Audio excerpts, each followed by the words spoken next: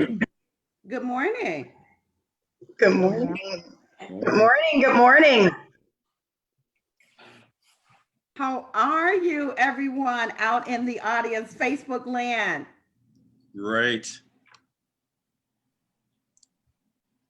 All right, we're live on Facebook this morning. So, welcome to another episode of Terrie Talks Tea. I'm your host, Terrie Simmons, and I am so excited about our show today. We have some wonderful guests that will be bringing you some exciting information. We're going to have a lot of fun. We have guests on our show today that's going to bring us a little humor, which we need in this time of our things that we're going through right now in our current state of affairs. So we have, as far as Singapore, um, so I'm very excited today. I'm just checking things out. I'm checking my technology. If you see me looking down and looking around to make sure everything is working okay. And it looks like everything is good. So I am excited. So welcome to our episode of Terrie Talks Tea, where we educate, empower, and equip our audience with information and resources that we know that will help them along their life's journey. We have a really exciting show for you today. We have the fabulous Miss Carroll Terrell. Carroll is the owner of Onyx Capital Enterprises. We have Miss Lisa Bova. She's the owner of Lenity Financial.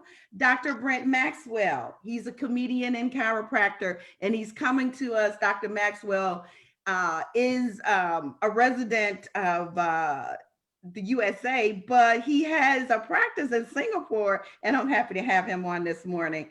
And we have the magnificent life coach, Miss Mary Clark. So I'm so excited about today. So welcome, audience, and welcome to all of our friends. Just to, on Terrie Talks Tea, we always talk every day about what are you drinking. On all of our shows, it's all about the tea. So today, I want to know on the post, in the comments. I'm not going to tell you what tea I'm drinking yet until the end. I want to know what you're drinking. So in the comments today, I want you to tell all of the other listeners what you are drinking. What kind of tea are you drinking today? And again, I have my She Rocks It cup. Thanks, Joyce Dawkins, for this beautiful cup. Tea does a throat good. And let me show you something else.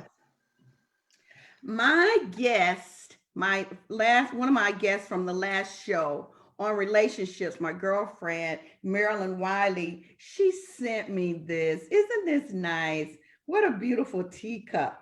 She knows that I love beautiful things, and she sent me this beautiful cup. So thank you, Marilyn. I love you. Thank you so much.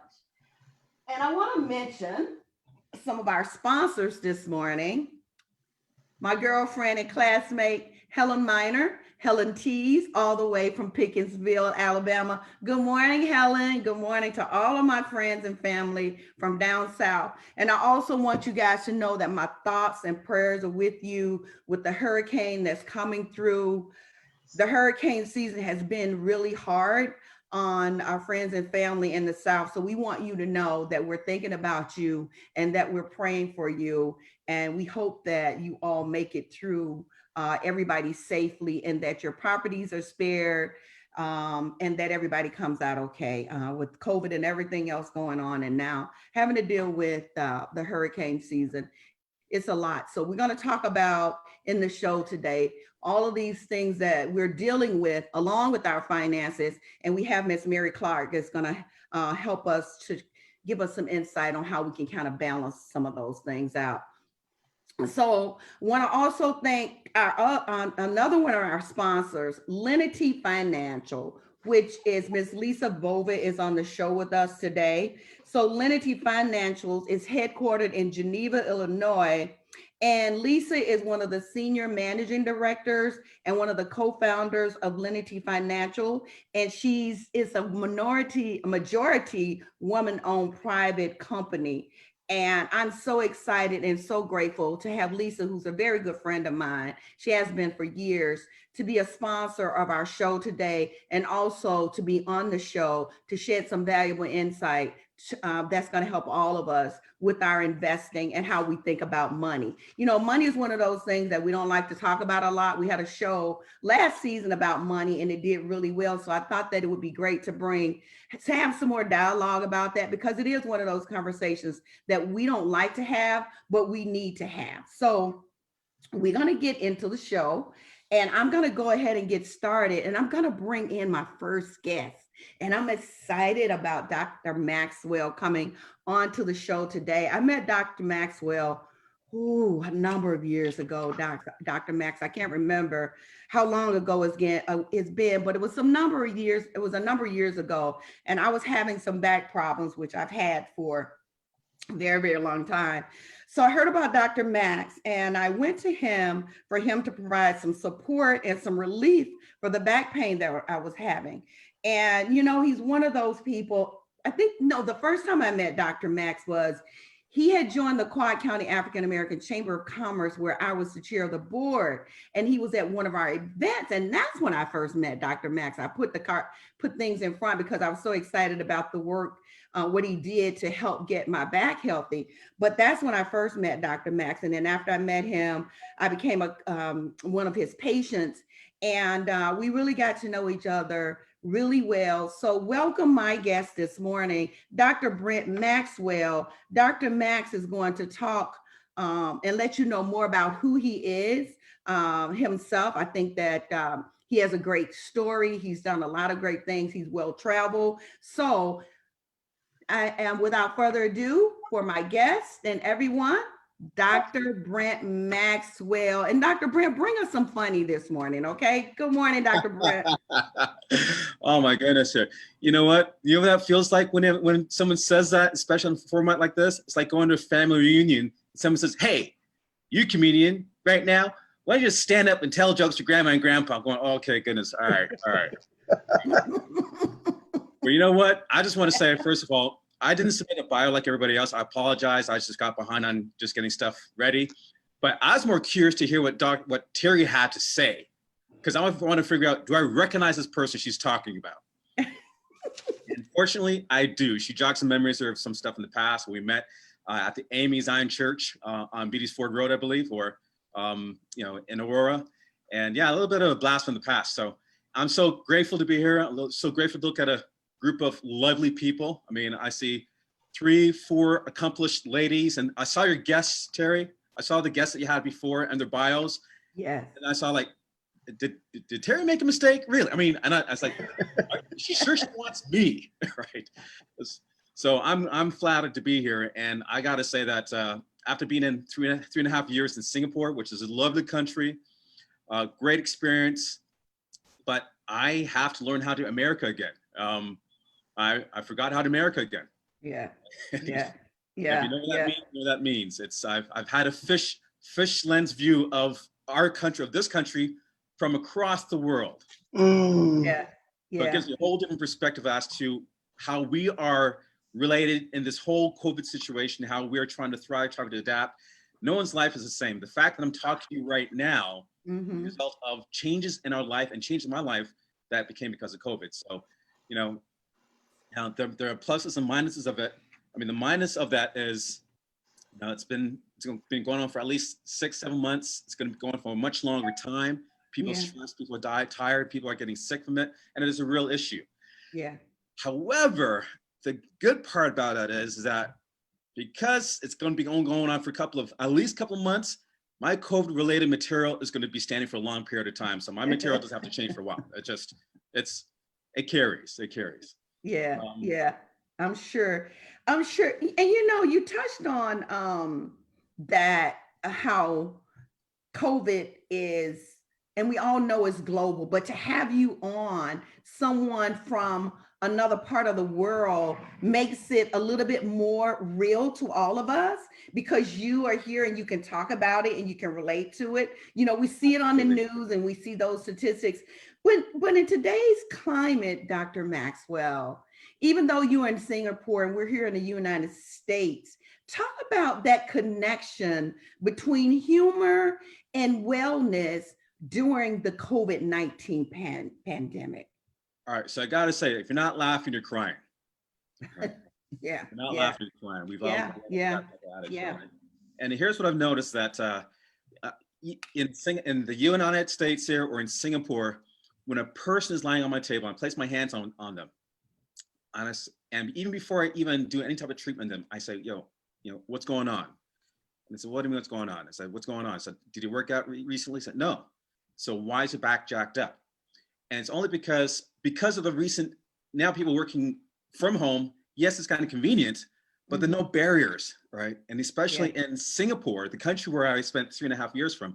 And just for the record, I'm currently in my basement in Aurora right now. So I had a virtual background to try and glam it up like everybody else here, but I had nothing else. So I said, let me just keep it real. My basement, the piano, away from the kids. So I say that because when people working longer hours from home, and there are no barriers between when bosses call them and their work responsibility. So yes, they have a less commute time. They can't be late for work, right? They have no excuse for running into traffic, except for stepping on toys between the bedroom and the desk. But what happens is that it kind of blurs the line between being on and being off. And there's so much more desk time. There's not so much more horrible posture. There's so much more physical stress. And the screen time creates also mental emotional stress, like a Zoom burnout. Have you guys heard of Zoom burnout? Yeah. So we are busier now in my line of work as chiropractors because people are void of touch. People are void of physical connection, and they're so desperate for that. So when we devoid a person of physical connection, we're also robbing them parts of their really of their soul, right? Because we're designed to be interconnected creatures. We're designed to be contact, fitting, touching one another. If you want to rob a person of their well-being, you put them in prison, which is isolation from one another. Right? Yeah. So we're not in prison. I don't want to disparage or Right. But it is a physical, emotional stress that takes a toll on the body, and it shows up on a table when people say, "Hey, doc, this issue here in my neck or lower back." I say, "Do you know what? Guess what? That's not from an injury. That's from structure. That's from stress. Suitable patterns of the body. How your body responds to stress and how your body responds to this posture for how many hours a day, right? Yeah. And then as we get older, our eyes get more tired, right? So we start to lean forward towards the end of the day because we forget to take breaks. And the next thing you know, after a couple of hours, 6-7 hours, our body's stuck like this all the time. And that's what keeps us in business, because we have to correct the negative effects of gravity that acts on your spines when we're working from home for long periods of time from a desk, from a computer. I don't want to say it's a new way of life, but we've got to figure out ways to help people learn how to adapt to it. So I changed the structure and I changed the soul. And the soul part comes from just levity, making people laugh, and carving a new niche. Talk about opportunities. Carving a new niche that I did not know that existed until I was in Singapore. Wow. And people from companies recognize that their employees are getting stressed, working longer hours, because in Singapore, the country, they work longer hours per week than the rest of the world. There's no overtime. So they get a salary and they maybe we clock in 50, 60 hours until whatever the job is done. So it's crazy. Wow. So longer hours, more stress. And now companies have been reaching out during COVID saying, because I got some of my material online, they found some of my videos and they're saying, listen, DC, that's my stage name. My stage moniker is DC, Dr. Chiropractic, DC. Now you know it, DEECEE. And they say, hey, doc, can you perform a show for our employees because they need an outlet? There's no social hour, there's no happy hour. Can you perform something for our employees that can let them know that we are concerned for the mental health, mental well-being, mental wellness? Can you do a Zoom show? I'm like, click-cling, not click-cling money, but the light bulb went off.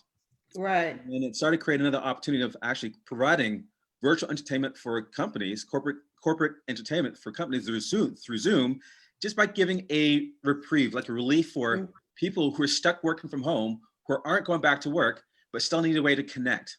Yeah. So that's a niche that I've carved out for myself that actually started off in Singapore because of this COVID, and I get to kind of continue it from here in Aurora for companies back in Singapore. So beautiful. This would be something. So I love it.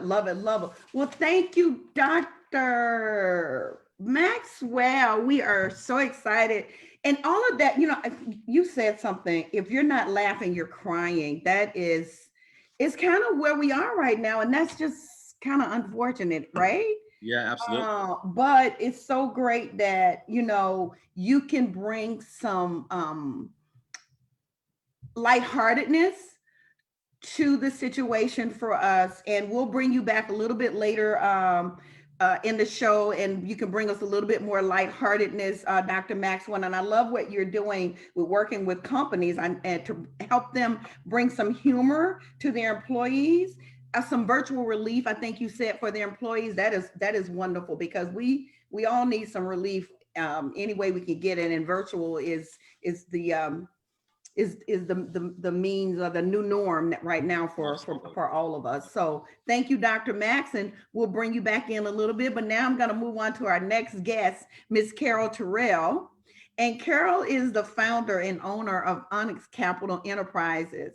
And I've known Carroll for a long time, but not really know her, haven't talked to her and engaged with her physically, but I knew her through her aunt, who has been Pat Ferris. And Pat kind of raised me in my career when I worked for Commonwealth Edison. Pat Ferris and I've been friends for years, and that's Carol's aunt. So that's how I knew Carol. But I really met Carol a few months ago at the Chicago Auto Show, and found out what a wonderful person she is, and all of the great work that she's doing to help individuals to understand about wealth and how important it is in their overall well-being. But Carol is the founder of Onyx Capital Enterprises. She was born and raised in Inglewood. She started her career in the medical field, where her dream was to become a doctor. However, there was a different plan for her life. So she worked in the field for more than 25 years in a lot of different positions. But right now, she stepped out on faith, and she's a business owner. She's a singlepreneur, contributing author, evangelist, financial and wealth building coach, who operates a financial resource hub where she creates wealth with options. And Carol has worked as a credit consultant for a number of years. She's a mother. She has 3 grandsons. And I'm getting so much when a lot of folks that I know knew that Carol was going to be on the show. I started getting all of these comments in Facebook about, wow, she's so great. She's helped so many people that I know. And this is coming from a lot of realtors that Carol has helped their clients to get their financial health in order so that they can become homeowners. So welcome, Carol, to the show. I'm so excited to have you this morning. Thank you so much, Terry. Thank you for having me on. And good morning to everybody, all the other speakers. I'm excited to be here, and I'm excited to continue and to help in, the community, our youth, our adults, continue to create wealth and create it with options. So, Carol, we've talked about a lot of stuff this morning, and I know you do a lot to help women and help folks that that don't know what they don't know. And I use that phrase a lot because people don't know what they don't know. And there was a lot of things that you didn't know. And you and I have talked about a lot of personal things that happened to you, why you started to do this. So will you tell our audience, why did you start to do this? You were in the medical profession, but you pivoted, and you knew that there was a need and that people needed your help. So why did you do this? The reason I left the medical field, because I'm a single mother. And so it was just, I loved it, but it was so time consuming. And I just felt like when I was coming home, I just couldn't be a mom. I wasn't, mentally there to actually help my daughter do her schoolwork after training people in the medical field. So I actually just quit with not a plan at all, like absolutely not a plan at all. But prior to that, I had been homeless twice. So with all 3 of my daughters, we experienced being homeless. My credit took a dive from the 800s to really low scores. So I had to rebuild myself, of course. And then from there, people just, family and friends started asking me, hey, what are you doing? Can you help me? So it was more of helping them as a hobby. But then along the way, I became passionate about it, helping people understand it's not just about your credit. It's also about the finances. How do they line up? And are you living outside of the box and which is creating credit derogatory marks, and you can't pay those bills. Beautiful. I love it. Love it. So, Carol, during the pandemic, people are suffering regarding their finances. Mhm. So, as a financial coach, how are you encouraging them to build wealth when many people are hopeless? Some of them, don't know what to do. They don't even know, how they're going to, pay for their next meal. And a lot of people are afraid even to spend money because those that do have a job and have some sense of security, they are afraid because we don't know what's going to happen next. Yeah. Everybody's afraid of that unknown because there's been so many things thrown at us in 2020. It's been unbelievable. And now people are like, I don't know what's going to happen next. So I'm just going to sit on my money and I'm not going to invest in anything. So how are you helping people deal with some of that hopelessness? What I'm finding with my clients, my current clients and previous clients, I'm always encouraging, always saying, hey, we have to, especially more now, stick to your spending plan. Like, you need to see that physically in front of you. A lot of people have decreased hours on their jobs. Some have lost their jobs. So the spending plan is really important to make sure that they're fostering wise decision making, that they are staying grounded in that area. But also we dive into seeing where we can bring, be creative and bring money back in to apply that money to things like dividend stocks, which a lot of people don't, understand. Like, we're in the stock market, but the trading in the stocks can go up and down. I kind of direct them to dividend stocks where that's actually creating a passive income. So extra income coming in. So you buy your stock portfolio with a company that rewards you for actually investing in them. So some of them can be a monthly payback, some can be quarterly, some can be yearly, but that's an additional stream of income that's not a high risk. You're going to get paid that. So now we've created another stream of income. So I just kind of encourage them that the money you're sitting on is not making money, and most likely something's going to come up, you spend that money, and that money is not going to bring a return on it. So let's take some of that and put it in a place that's safe, that's actually bringing you money back in as a second income. I love it. I love it. And I can't wait to bring Lisa in to talk some more about this money thing because you guys know what you're talking about. I love, I used to be afraid, and I know most people are like this. I used to be afraid to talk about money. I didn't, it was like, okay, so I'm investing in my 401k. So I'm just gonna let that sit over there, and I'm gonna let somebody else just take care of that for me, and I'm not gonna look at it. And I'm gonna then I started to talk money and start to learn and start to understand. And it gives you more of a level of confidence, like, oh, but from an African American, low to moderate income folks, that's something that's not talked about in our household. So when you're not comfortable with something, then you don't talk about it because you don't know anything about it. So that back to that thing that I always say, you don't know what you don't know. So that's one of the reasons why we want to bring this type of information and these resources to individuals through Terrie Talks, where we educate, empower, and equip people with information that can help them throughout their daily journey. So thank you so much for all of that beautiful information, Carol. Yes. So before we go on to the next segment, Carol, you and I got a little bit more, I got a few more things that I want to ask you because, Okay. so if I was, say I low to moderate income and I needed to start a spending plan, but I have, very little money. I've got, I'm a single mom, I've got my two kids, I'm making say $35,000 a year, and I got two kids. I've got to pay rent. I got to pay, I got to have some transportation. My kids have to eat. I got to pay those utilities. Tell me, where would you tell me to start from a spending standpoint? It's hard out here for me as a single mom with two kids, and I'm trying to live off $30,000. Where should I start? And that's me with a single mom with all the bills and tuition and so forth. So again, I just really follow that 50-30-20 rule, which is your budget, your spending plan.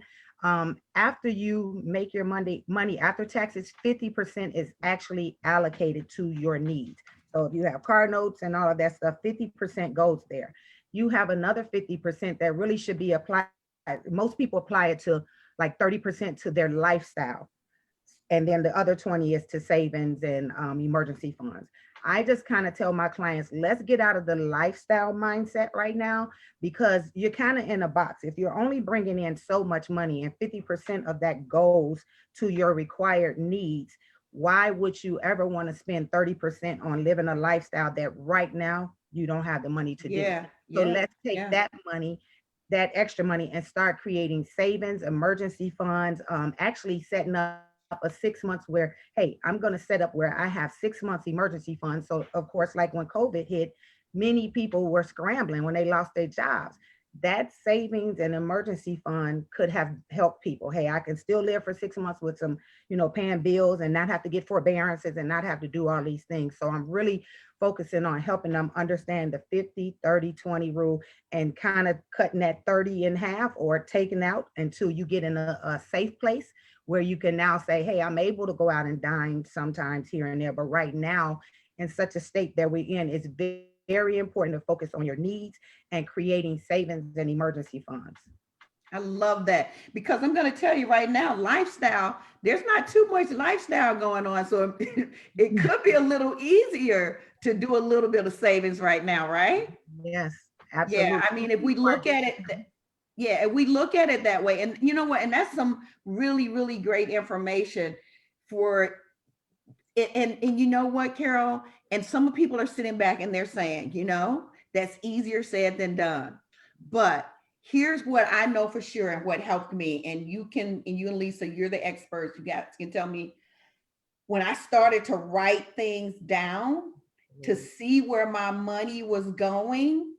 Because if you never write it down and you never go and look from, okay, this month to that month, oh my God, I paid all of that money to get, and this is no knock on anybody, to do this, get my hair done. And could I have, maybe, cut back a little bit, because right now it's about me trying to get my credit worthiness. So whoever it is that is my stylist, they will understand that, right? Because they understand what I'm trying to do. So it's not that you're taking away from anybody's business or anything. You're trying to get healthy so that you can get back out there and do those things back with those businesses, so you're not stressed.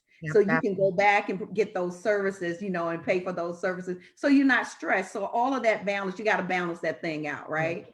Yes. And writing it down and making it visual, putting it on your refrigerator. I don't care somewhere where you see it every day.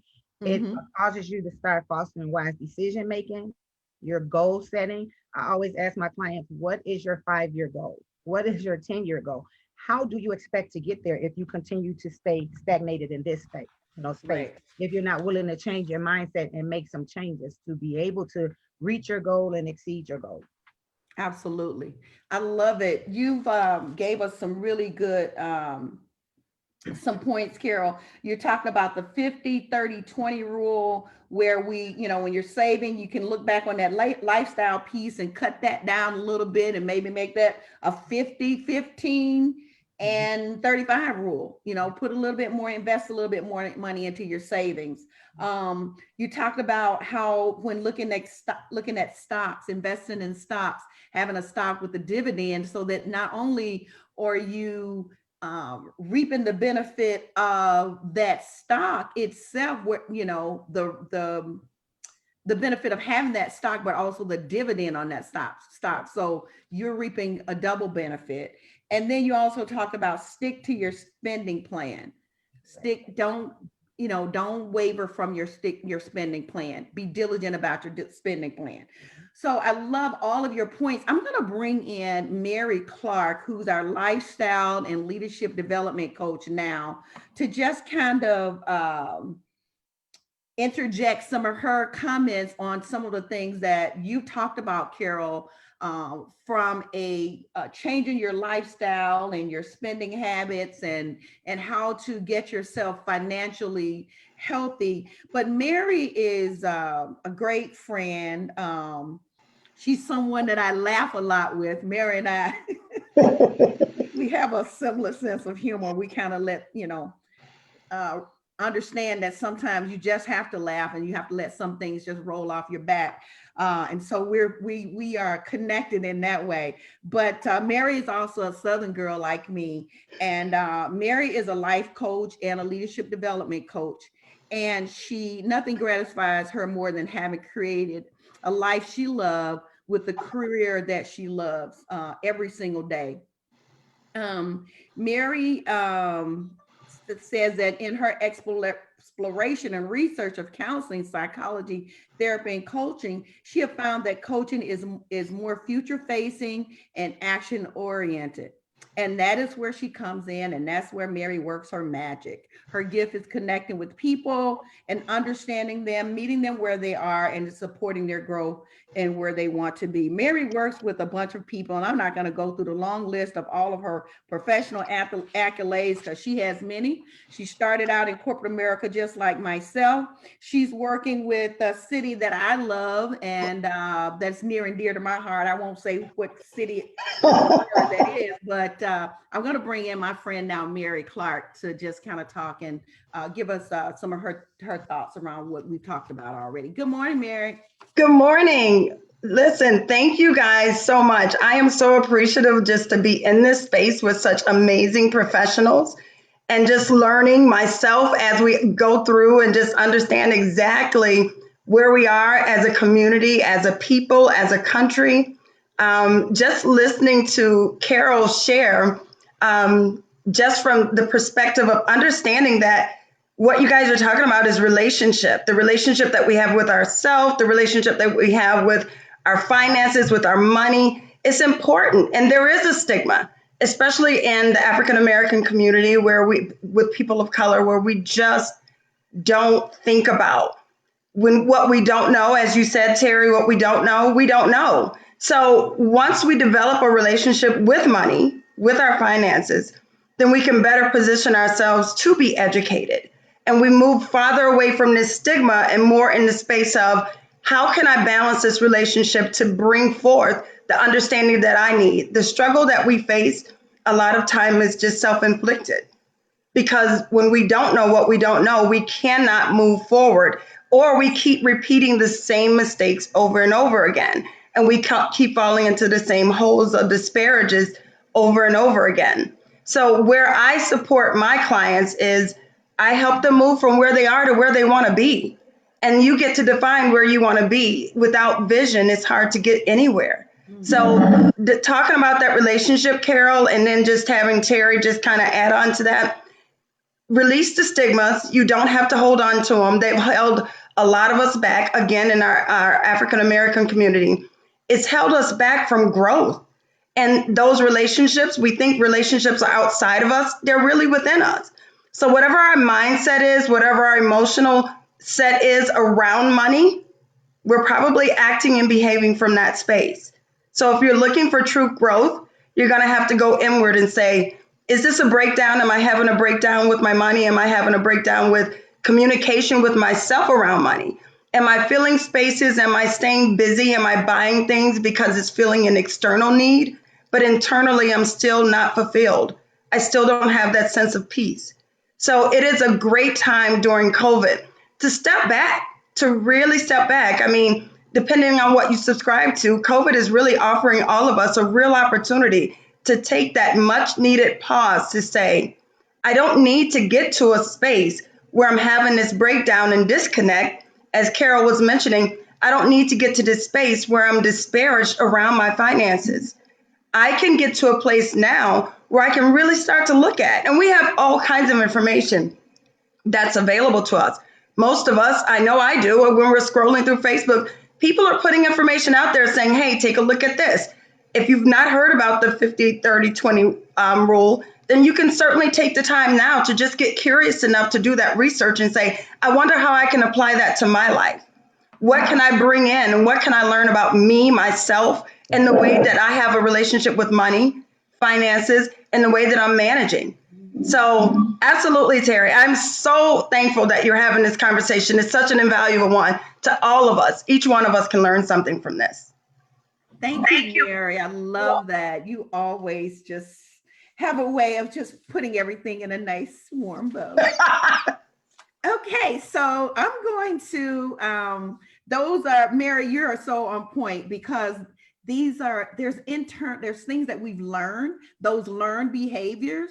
they're very hard for us to get rid of, right? So I'm so glad that you touched on all of those points, and especially growing up where we're from in the South. You know, there's just like certain things you just sit down and you don't talk about. So, and that has, it is a stigma, and it has held a lot of us back from being financially savvy, and then from being having that financial growth that we should have. So thank you, Mary, for shedding and opening up on that and shedding that light on that for us. So now I'm going to move to my next guest, my wonderful, wonderful friend, Lisa Bova. I met Lisa some years back, and Lisa, I don't even remember everything about when we met, but It was a Panera. We met at a Panera. We met at a Panera. Yeah, we did. And so Lisa and I have been doing some things ever since we met. I had this wonderful idea, and I call it wonderful because, yeah, I'm gonna pat myself. It was wonderful. It was. I took a group of women on a retreat a few years back in 2017 to Galena, Illinois. It's a beautiful place, and we had a wonderful time. And Lisa, I had known Lisa very long, but Lisa agreed to go on that journey with me and about 10 other ladies for that weekend, and to share with them. She did a workshop, 2 sessions actually, to talk about health and wealth. And Lisa has had a very interesting journey, and she's such a wise woman, and she's willing to share how her journey has made her the woman that she is today and why she does what she do. But Lisa is the majority woman owner in her business, Lenity Financial, and is headquartered in Geneva, Illinois. And her husband, Mark, is a wonderful man too. I've got a chance to meet him, not really directly, but indirectly. And I'm so glad that he is supports our relationship so fondly. And so does my husband. Anytime I tell him I'm going to be talking to Lisa, he's just excited. But I'm going to bring Lisa in now, and she's going to talk about herself. And Lisa, I want to thank you for being a great friend. I want to thank you for being a wonderful sponsor. Your bio is just wonderful. There's so many great things about you. She's a graduate of the University of Illinois in Urbana-Champaign, and she holds a financial planning certificate from DePaul University. And she's constantly learning. Lisa's always learning. So she's constantly pursuing other professional designations. She started recently, Standard & Poor's Global interviewed Lisa and her business partner, Mark, in their studios in New York. And Lisa's considered an industry thinker and by Standard & Poor's Global, and she was invited to share her thoughts and perspectives on a variety of market trends and themes. And Lisa, I couldn't be prouder of you because that is a huge, huge accomplishment. So welcome everybody, my friend Lisa Bova. Thank you, Terry. Oh my gosh. Great to be here. I can tell you as I sit here, I listen to Carroll and Mary and Dr. Max. Everything they've said resonates with me so greatly, and it's a privilege to be on the same panel with all of you and with you, Terry. So thank you. So glad to be here. I have a few things to say, but I don't know if you want me to go and start saying them or you want to ask me questions. So you can say whatever you want, do whatever. Well, it's your segment. Yeah. Okay. Well, I just want to say, Carroll, what Carroll has shared is so invaluable. I've been a financial advisor to people and small businesses for a few decades now. So the one thing that I find with everybody, and that's every single person, is looking at on a regular basis, your spending plan is so important. And so it doesn't matter how much or how little or middle of the road money that you think you have, because we all look at somebody else and think, well, where am I compared to that person? It doesn't matter. It's really about, what you do with your money and making sure that you are compassionate with yourself first and foremost, that maybe you don't know much about money, but so don't a lot of other people. But if you start learning by just analyzing where you're spending your money, to Carol's point, and paying attention, it's being mindful or intentional about how you're spending your money. It is eye-opening. And as long as I keep going along in life and I continue to go back to my spending plan and look at it regularly, even though I'm a financial advisor, I look at finances every day, but I certainly do my own personal spending plan. It's so important that it is eye-opening, and it helps us to stay on track, whether we need to save for ourselves or create an income stream for ourselves, or whether we want to give and donate some of that money that we've received to to someone else who needs it more than us. It is really important to know what you're spending and to monitor that regularly. So I just want to make that point, and thank Carol for what she shared. And Dr. Max, so true.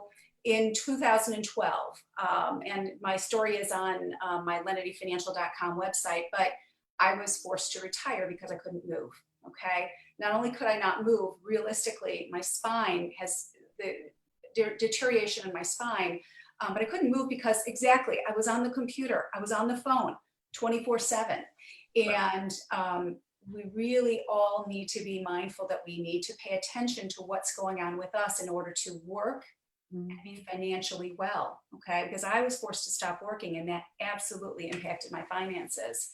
And then Mary wraps it up that you've got to be compassionate with yourself. You've got to have a relationship with the different aspects of your money and yourself. You have to be kinder to yourself. And actually that's what the name of my business is, Lenity, and that means kindness and compassion. So really what your guests have shared is so important. And for those who are listening in, you've got some really, really good advice that hopefully you'll take and personally apply. So anyway, I just had to say that. Sorry. Thank you. That is beautiful. Thank you, Lisa, for sharing that. That's everything that you said, everything. I mean, I don't want to highlight any particular point, but everything that you said is very valuable for all of us. And I know, sharing your health story and how you were impacted. And sometimes, even as Mary was talking about how the COVID-19 pandemic, we have to look for everything that happens to me as I've grown older. Hopefully I've grown wiser. But when things happen in our lives, we have to look at not just, okay, this is something bad, but where are the opportunity? And as Mary said, in COVID-19, we have to look at where is the opportunities in this? Where do we see ourselves? Where do we see us interjecting ourselves into this COVID-19 thing and making a difference? What is that thing that you can do during COVID-19? And a lot of us are looking for, oh, it's going to be this big thing where now I'm going to be Oprah Winfrey. It doesn't have to be that. Start where you are. There are things that you probably thought about before that, oh, wow, I should do this. Now is that time to take those precious moments and think about, okay, so I thought about doing this 20 years ago. Can I really do it? And who can help me with that? There's opportunities in all of this. And so, Lisa, when we talk about investing in money, and I know with your line of business, you and Mark and Lenity Financial, you guys work with, folks that if you have a lot of individuals, say like myself, and folks that may have been in corporate America, and now you're leaving corporate and you've got this 401k, you got this IRA, and now, okay, I want to move this money. So I've got this 100,000 or this 200,000 or whatever that is, and I need somebody to help me figure out what to do with this money. How can Lenity Financial help someone that has, that type of issue to deal with? Because they are out there and people are moving and pivoting, and even with the market today, just understanding, because people are afraid with the COVID where to invest their money. So can you give people some insight or some tips on what can they do to put that money in some place where they can get some sense of security? Yeah, good question. What we do at Lenity is really something that is really important, and that is understanding first, what does this money mean to this person? Meaning, what do they need that to do for them? That's pool of money. Okay, so it's called goals-based investing, but it's so critical, particularly in times like today, because as you look at this year, for instance, with the pandemic, what's happened in the markets? Well, the markets from February 19th to March 23rd went down 30%. Okay, so for a lot of folks, it was very scary.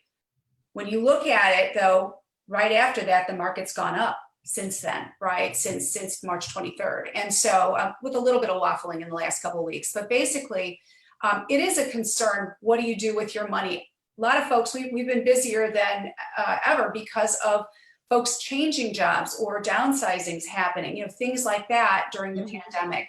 And also people having more working from home, having more at home time, sort of thinking through are they on track for their next phase of retirement? What do they need to do? So it really comes down to learning, what somebody needs that money to do. Okay. And then we look at how comfortable someone is or not with risk. What's their risk budget, we call it. But basically it's, what's somebody's experience with money? How much or little risk should they take? So that's what we do at Lenity. It's really foundationally making sure there's a plan in place before you invest your money, or before we help them invest their money additionally. Now, you mentioned where would you go with money right now? Of course, we're looking at, the volatility in the stock market and the fears that a lot of people have surrounding the pandemic, the elections and all of that. And yet, if you look at through all of these fears, the markets have actually moved up, okay? From that first drop down, they've moved up. So the market's always telling us something more, and usually projecting out 6 to 9 months how the economy is going to do. And the markets are doing pretty darn well at the moment. So just know that. But when you look at where a lot of savers, a lot of people have saved more money right now too, because they're not out going and living their lifestyle, and they're able to do what Carroll said, sort of putting that money in savings. Well, a saver who's putting their money in a money market or a certificate of deposit or a bank account really isn't earning anything there. So you're not getting rewarded for saving. And then if you look at bonds, bonds are or interest rates are historically low. So when you have low interest rates, you have nowhere to earn money, right, on that savings. So savers are not being rewarded. So to Carol's point, one of the considerations is moving to the stock market with some of your money. And yet I say that carefully because I would not look at moving to the stock market with your money for any money that you need to pay your rent or your mortgage or bills, things like that. You need to have cash, an emergency reserve of 3 to 6 months available to you, and then any other savings you have or retirement accounts, as you mentioned, Terrie, rollovers. Today, in order to earn and to grow your money, really stocks and good dividend stocks with quality companies are good choices. So hopefully that helps. Awesome. That is good stuff, Lisa. And I love goals-based investing. What do you want your money to do for you? Here we go. It's another one of those you don't know what you don't know type of things. And you know what? I'm going to go back to me. I can talk about me and I don't mind sharing, my you don't know what you don't know moments. That was a question when that was asked for me. It was like, I don't know. So you really need to think about when you go and you want to talk to someone about how to invest. It's like, what are your goals, right? So are you looking to invest for whatever that thing is, right? Is it long-term, short-term? Can I interject? Are you buying a house, or what is it that you want your money to do? Go ahead, Lisa. Can I interject? One of the things that is true of most people, right? And I've seen this over the years, is it's you have fear of the financial part of your life. Yeah. You don't really know anything. And so you don't have confidence. And for me, when I don't have confidence in an area of my life, I tend to stay away. I think that's one of the reasons that but many Americans, many people do not have a spending plan, right? Because we're kind of afraid to look at it. And candidly, a lot of us don't know what to do once we see it. Yeah, Once that's we know true. what That's do we true. do? So there That's is true. some coaching. There is some assistance that people need. And I always tell people when they come in, or we have Zoom calls to do planning and spending plan, budgeting, things like that. There's no judgment. It's a no judgment zone. So you do want to find partners that are going to react like that and not talk over you, and talk with you and communicate with you where you are. I could speak financial jargon, and my husband and I do in the office all the time.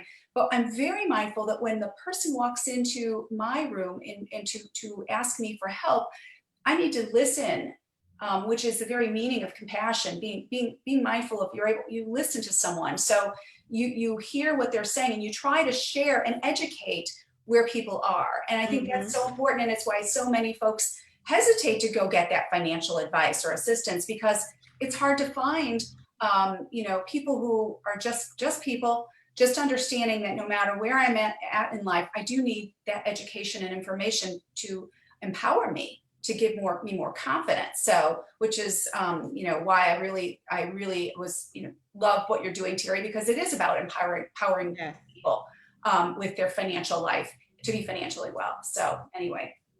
Absolutely. So, we are at 8:53. The time has gone so quickly. My shows are just an hour, but my guests are always so good and so intriguing that the time goes so quickly. And I'm just so grateful for each and every one of you all. So we're going to wrap everything up now. So before we go, though, I want to have some final thoughts from each one of our guests. So I'm going to start with, we got a question. I'm sorry, before I go with my final thoughts. So we do have a question. Okay, so here's a question. What's the best way to start investing in stock if you've never invested before? And is there like an investment amount to start with, or just give a couple of tips, Lisa and Carroll, on just for someone that's a beginner in investing? I'm going to since Lisa is an advisor, so I always put that disclaimer out, I'll let her. Yes. Okay. Okay. You know what? The great news is today you can open up accounts so many places that really allow you to deposit or save almost any amount. Okay. And for very low costs or low fees. So there's lots of opportunity out there now. And so there's no minimum amount. What I would say is, just as I mentioned before, that goal, what is your goal for that money? Okay. And once you know if it's intermediate or long-term, then you can go to stocks. And when you do, dollar cost averaging is what it's called. And what that really is setting and automating a regular amount to be deposited into that account every month or every paycheck or every 2 months or even every quarter, whatever time frame, but automate that savings and have it automatically invested, so you don't have to consider or think about whether the stock market is high or low when you're investing. And there's more to that, but again, you can invest almost any amount today and get started, but do it on a regular basis and automate it. Direct deposit from your paycheck to a retirement account, or even automated transfer, like you're paying a bill. I always say that savings and that investment money pay like a bill. Create a bill payment and pay yourself. Right. So yep, I love that. So Lisa, I love that, because consistency in investing and automation where you don't have to think about it. I love that. And so that will help to make Mary's life a little bit easier when she's coaching you, when you make that the financial commitment. And then that way, before you know it, and that's something I did, that dollar cost averaging, that helped me to build up and start to be able to build up my 401k, because that's what I did in corporate America. I would put that money aside. I wouldn't touch it. Whenever I got a raise, I would put a portion of that raise. And that's how I did it because if I touched it, it's over. You know, you spend, I'm going to put it back. Oh, no, you're not. No. Chances of you putting it back, you're not going to do it. So if you put that money aside where you're not touching it. Number one, chances most are- important, automate. Don't forget that. Yep. I love it, love it, love it. So now that we've gone through our questions, so I'm going to ask Lisa and Carroll to give us some final thoughts on, and I love to ask this question of my guests. What would you tell your younger self about finances that you didn't know? What would you tell your younger self right now about finances that you didn't know 20 years ago or 30 years ago? And I'm going to go with Lisa first. Oh, that's an easy one for me anyway. But I started working when I was 15. And if I would have realized when I was 15 that if I just put $25 out of every paycheck away into an IRA, okay, I could have saved less in my life, but made more over time. Meaning I would have, the less, it's called, well, it doesn't matter what it's called, but the bottom line is the sooner you save, the less you likely will need to save over your lifetime. So it's really important. Compounding of interest, I'll mention it, but it's really something that if I, at age 15, I mean, I could have probably stopped at age 35 then saving. So just 25, you know, just small amounts. So it's really an important thing, but don't worry, if you haven't been saving, it's never too late. It is never too late. So. I love it, love it, love it. What about you, Carroll? For me, I would say what I would tell my younger self on today would be a better steward over my finances, understanding how my finances can grow if I make better decisions, understand where to sow my finances into as opposed to the shopping and the nail, you know, I got to do this, I got to do that. That was my mindset, even having kids at a young age, buying the Jordans every time a pair of Jordans came out. So the me now would tell my younger person self, hey, be a better steward over your money. Yes. The relationship with the money, where are you putting the money that's ultimately creating financial freedom and legacy for my children. So they following those steps to make the same type of decisions. I love that. And you're just, you know what, Carroll, I'm glad you said that because you're keeping it real for us.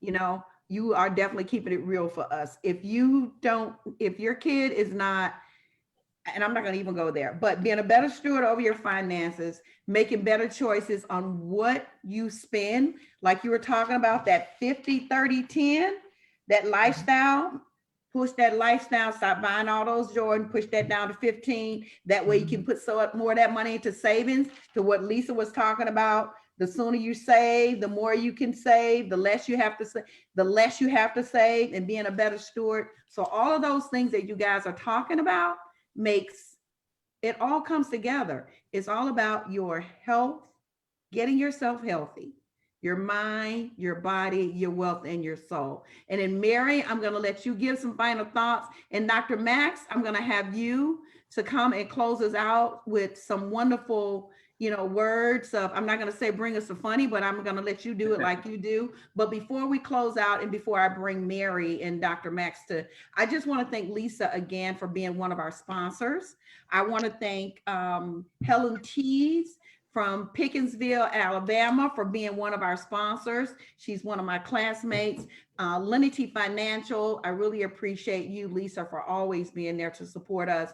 All of my guests, Mary Clark, Carroll Terrell, Dr. Brent Maxwell, Lisa Bova, and also my staff, Veronica, Brianna, and Melody. Thank you guys for helping me bring this together. And for our next Terrie Talks Tea will be on September 29th, and it's going to be about resources. So we're going to bring you resources on so many levels, resources on where to go, from where to go to get food, how to get assistance with your utility bill. We're going to have some of the local chambers on with us.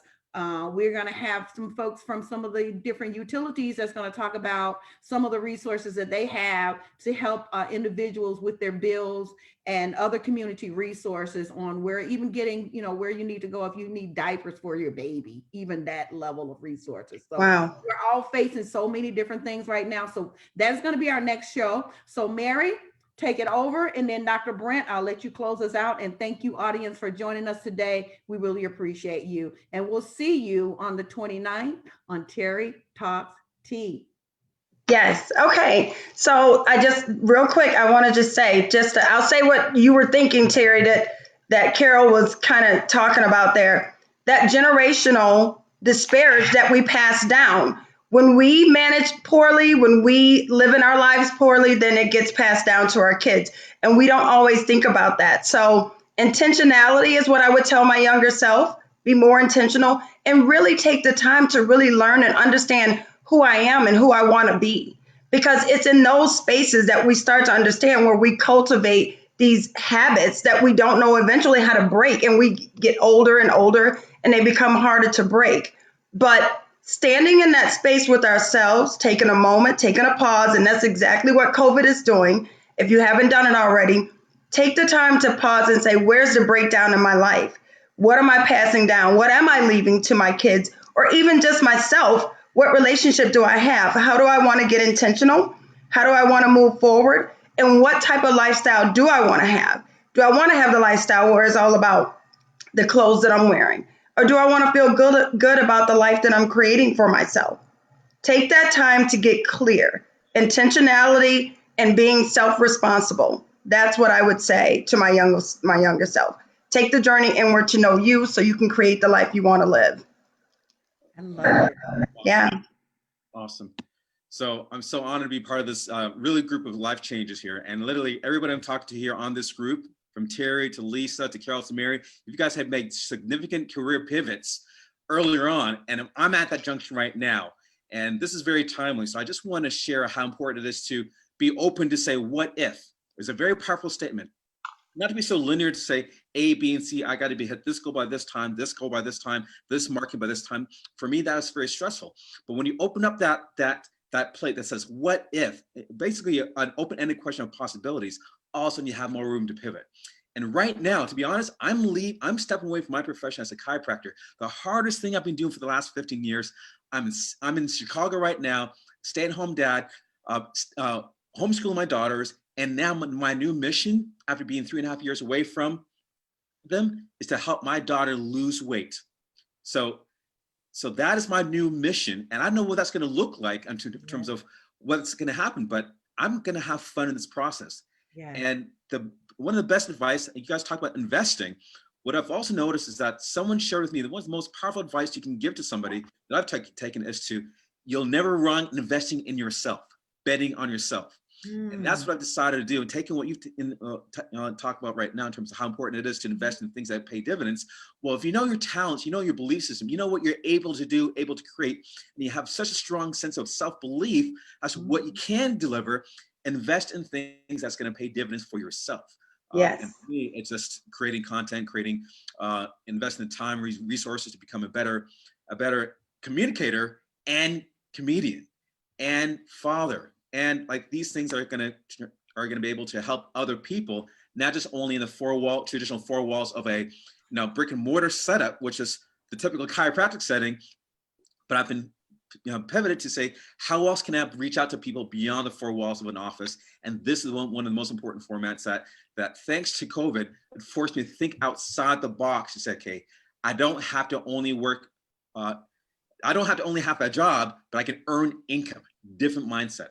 I don't want to have a job, but to earn income. And now there's a platform, and with other people's support, I now have hope that there's more things in line for me to be able to create an income stream that doesn't depend on being within a traditional four walls, such as this format, digitally through hundreds and thousands of people, millions of people, potentially becoming an audience that we can affect their lives with. So that's all I got to say.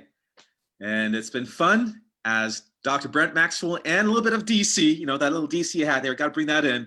But this is inspiring, and I hope that whoever is listening and engaging with this, and all of Terrie's fans, you guys are awesome, and you guys are becoming more powerful as individuals, and also too, you guys are life changers. So we're not just changing our individual families' lives, but every time we speak out to the audience, the broad masses, we're able to affect generations beyond. So keep doing what you're